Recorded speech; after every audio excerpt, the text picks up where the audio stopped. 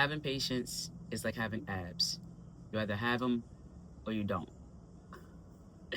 No, but seriously, because I'm a fitness instructor, I think this is a excellent analogy to use because I truly believe that patience is like having abs.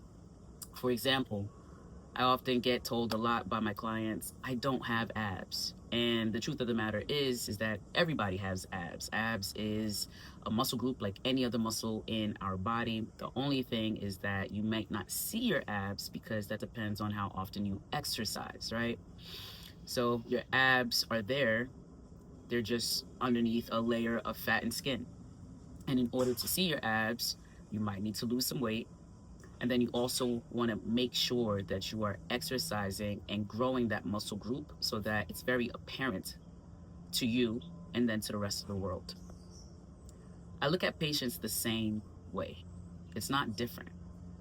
We all have patience. We were all born with patience, but do you exercise it is really the question. Because in order to see the patience that you have to exercise it. Patience needs to be strengthened, it needs to grow, it needs to become stronger. And that usually happens through challenges to which you get to choose that opportunity to exercise the patience or not. The same way you get to choose to exercise any muscle group that you have right now or not. It's not different.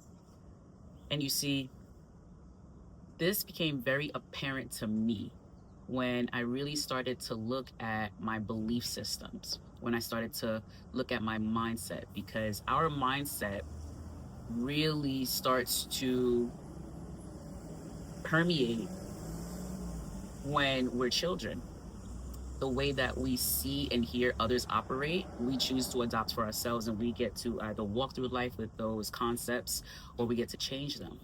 And there became a very critical point in time in my life where I realized that my beliefs are either serving me or doing a disservice to me. And the thing about beliefs is that it actually helps us to shape our reality.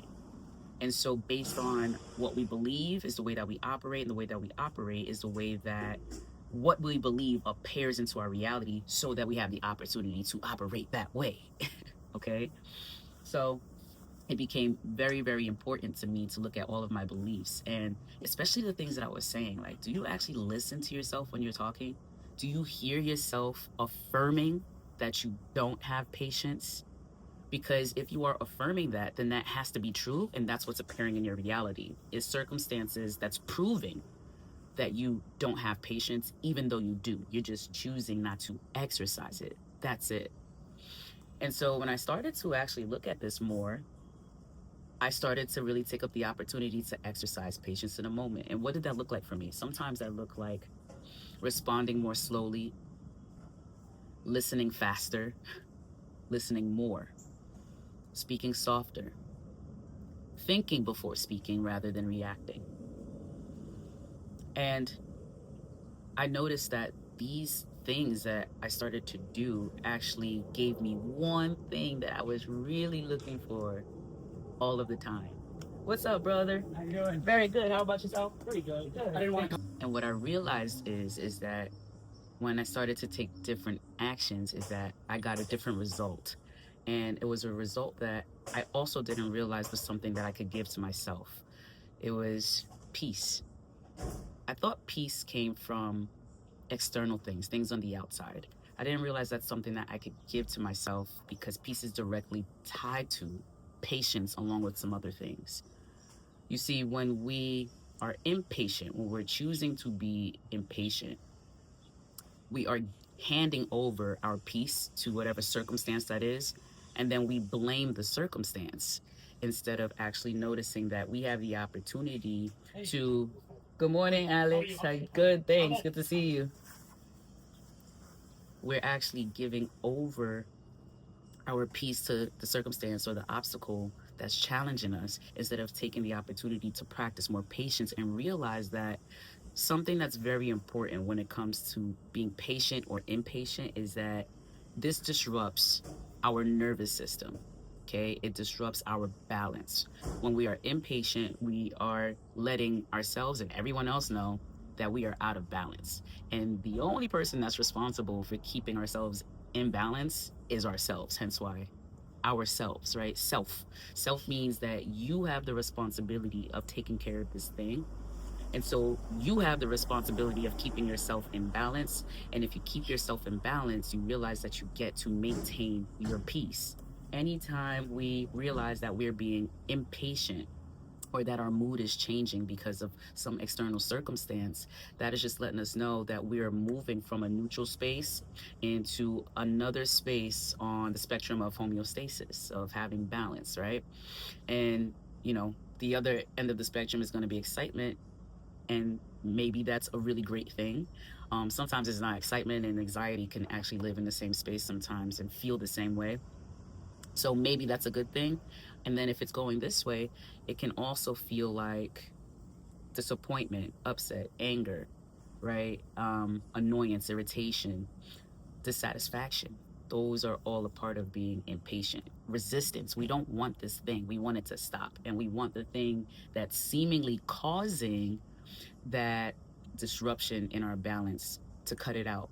But the thing is that it's our responsibility. It's not that external circumstance's responsibility, it's ours. We have to be the ones to keep ourselves in balance at all times. We are responsible for being the ones to practice patience as much as possible so that we can maintain our peace. And what I've also found is that when I was doing this, is that I was getting a more favorable result.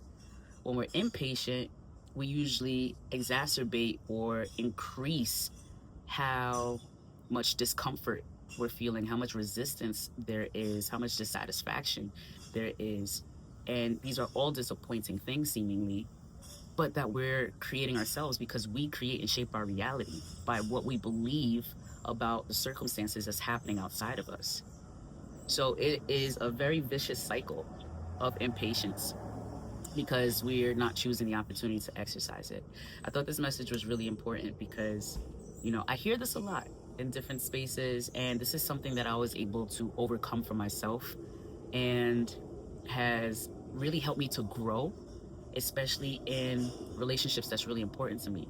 Relationships at work, relationships at home. You want better connection and understanding in relationships with your kids, with your spouse, with your friends, with your family.